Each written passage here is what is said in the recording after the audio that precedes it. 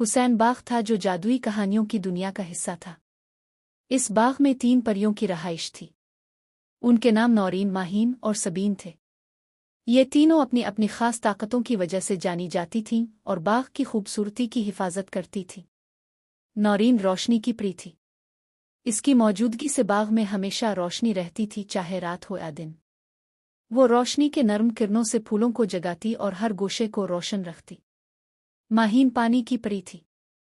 वो नदियों, झीलों और शबनम के कतरों की देखभाल करती थी। इसकी जादुई ताकत से बाग के दरख्त हमेशा तरोताज़ा और सरसब्ज रहते थे।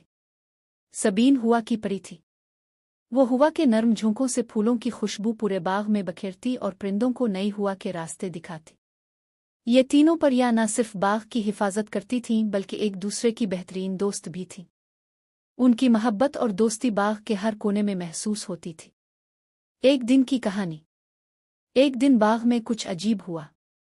फूलों की रंगत मध्यम हो रही थी, नदी का पानी रुकने लगा और हुआ खामोश हो गई। तीनों परियां फौरन समझ गईं कि कोई मसला हो गया है।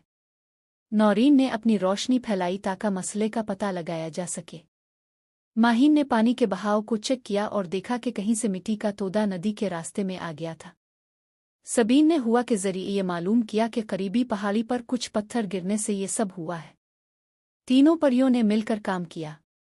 नौरीन ने रोशनी से रास्ता दिखाया, माहीन ने अपने जादू से नदी का रास्ता साफ किया और सबीन ने पत्थरों को हटाने में मदद दी। जल्द ही बाग दोबारा जिंदगी से भर गया। एक नई शुरुआत। इस दिन के बाद बाग की खूबसूरती और बढ़ गई।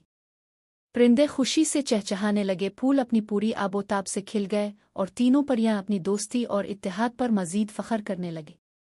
ये जादुई बाग हमेशा के लिए मोहब्बत, दोस्ती और हम आहंगी की अलामत बन गया। तीनों परियां अपने कामों में खुश थीं और बाग की हिफाजत में दिन रात मसरूफ रहती थीं।